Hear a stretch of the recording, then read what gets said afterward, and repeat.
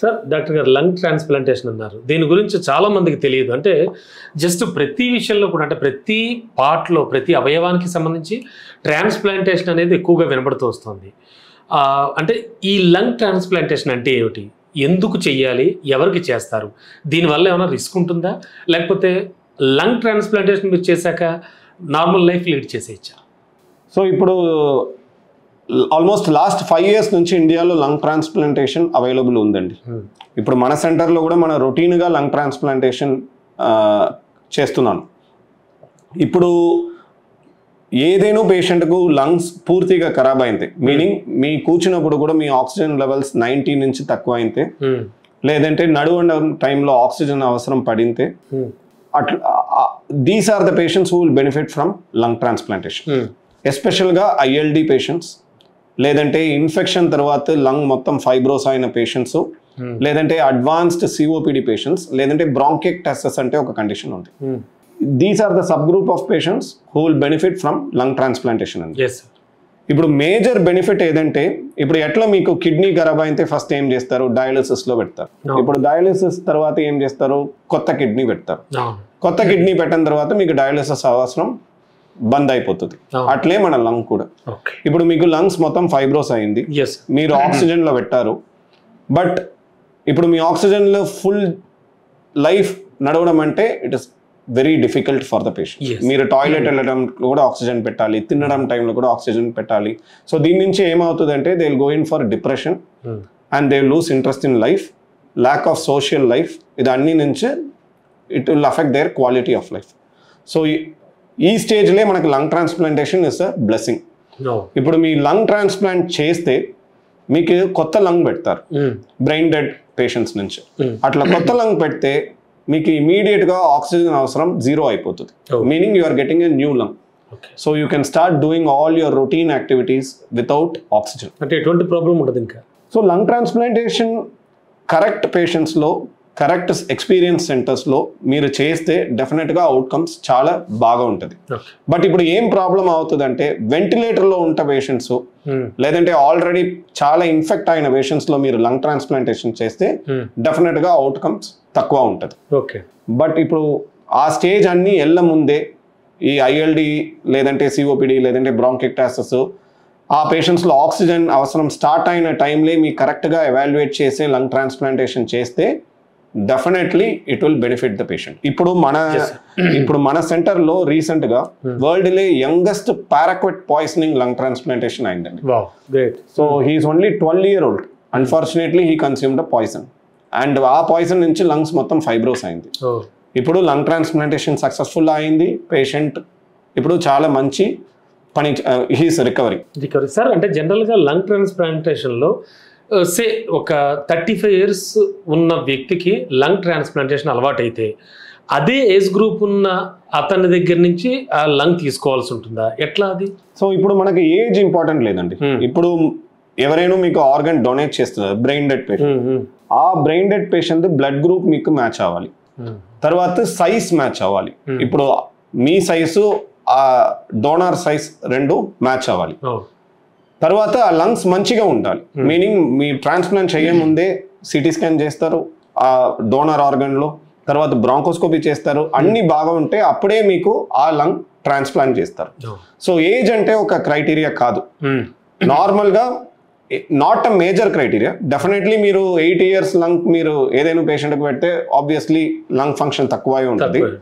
But most of the brain dead patients are road traffic accident patients అండి. So అందుకే they generally tend to be in middle aged, ఆ ఏజ్లో ఉంటారు. So అప్పుడు అతను lung they will generally have a good lung. So అట్లా good lungs మనం పెడితే అవుట్కమ్స్ కూడా బాగా ఉంటాయి. సార్ మీరు మాట్లాడుతూ బ్రాంకోస్కోపీ అన్నారు, వాట్ ఈస్ ఇట్ సార్, అంటే ఏంటది, దానివల్ల ఉపయోగం ఏంటి, ఎట్లా చేస్తారు? సో ఇప్పుడు మనకు కడుపులో అసిడిటీ ఉంటే మీరు ఏం చేస్తారు, ఎండోస్కోపీ చేస్తారు. అట్లా మీకు మన ఊపిరితిత్తులో పైప్ అంటే మన ట్రెకియా అంటే చెప్తారు, శ్వాస పైపు, లేదంటే ఊపిరితిత్తులలో ఏదైనా క్యాన్సర్ ఉంటే, లేదంటే ఇన్ఫెక్షన్ ఉంటే, ఏం ప్రకారం ఇన్ఫెక్షన్ ఉంది, క్యాన్సర్ ఉంది కనుక్కున్న కోసం ఈ బ్రాంకోస్కోపీ అంటే ఒక ప్రొసీజర్ ఉంది. దాంట్లో ఏం చేస్తానంటే ఒక కెమెరా లోపల్లో పాస్ చేస్తే ఎక్కడ ఏ ఇబ్బంది ఉంటే అక్కడ నుంచి మన మొక్క పరీక్ష చేస్తానండి. ఆ మొక్క పరీక్ష చేస్తే మనకి ఇమీడియట్ గా తెలుస్తుంది పేషెంట్కి క్యాన్సర్ ఉందా, ఇన్ఫెక్షన్ ఉందా, వేరే ఏదైనా రేర్ డయాగ్నోసిస్ ఉందా లేదా. తర్వాత ఎస్పెషల్లీ చిల్డ్రన్ లో, యంగ్ ఏజ్ గ్రూప్ లో ఫారిన్ బాడీ అంటే చెప్తారు. ఇప్పుడు ఒకవేళ తినడం టైంలో మీ క్యాషు నెట్ లేదంటే ఫారిన్ బాడీ, హిజాబ్ పిన్ను, ఇదన్నీ కూడా మన శ్వాస పైపులో వెళ్ళడం ఛాన్సెస్ అంటే ఉంది. ఇప్పుడు ఈ బ్రాంకోస్కోపీ అవైలబుల్ ఉండడం ముందు పెద్ద పెద్ద సర్జరీ చేసే మనం తీయడం అవసరం పడింది. బట్ ఇప్పుడు అట్లా కాదు, మీకు ఏదైనా ఫారిన్ బాడీ లోపల ఉంటా కూడా మనం ఈజీగా కెమెరా పెడితే ఆ ఫారిన్ బాడీ మన సేఫ్ గా బయటగా తీసుకురావచ్చు. సో అందుకే ఈ బ్రాంకోస్కోపీ అంటే ఒక చాలా చాలా ఇంపార్టెంట్ ఆస్పెక్ట్. మీకు ఏదైనా న్యూమోనియా తగ్గలేదంటే, లేదంటే మీకు క్యాన్సర్ డౌట్ ఉంటే, లేదంటే మీకు టీబీ డౌట్ ఉంటే, ఈ బ్రాంకోస్కోపీ లేదంటే ఈబస్ అంటే అడ్వాన్స్డ్ బ్రాంకోస్కోపీస్ ఉంది, ఇదన్నీ మనం చేస్తే ఇమీడియట్ గా మనం డయాగ్నోస్ చేయొచ్చు. Definitely sir. డాక్టర్ గారు, జనరల్గా మీ దగ్గరికి వచ్చేటువంటి పేషెంట్లలో అంటే మనిషిని అలా చూసి అతను తీసుకునే శ్వాసను బట్టి అతనికి ప్రాబ్లం ఉందో లేదో చెప్పచ్చా? సో డెఫినెట్గా అది చెప్పడం పాసిబుల్ లేదండి. So we need to evaluate any patient. ఇప్పుడు మనం చూసే దానికి ఈ ప్రాబ్లం ఉండొచ్చు, ఆ ప్రాబ్లం ఉండొచ్చు అంటే మనం చెప్పడం పాసిబుల్ లేదు.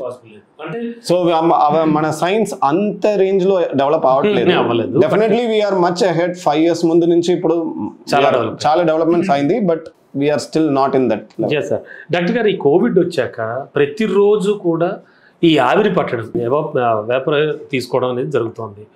Is it correct sir? Right now also అది మంచిదేనా, పర్వాలేదు? సో డెఫినెట్లీ నాట్ అడ్వైజబుల్ అండి. We don't advice routine steam inhalation. ఇప్పుడు మీరు మంచి ప్రాణాయామం చేస్తే, మెడిటేషన్ చేస్తే, మంచి ఫిజికల్ యాక్టివిటీ మీకు ఉంటే ఇదన్నీ ఏం అవసరం లేదు.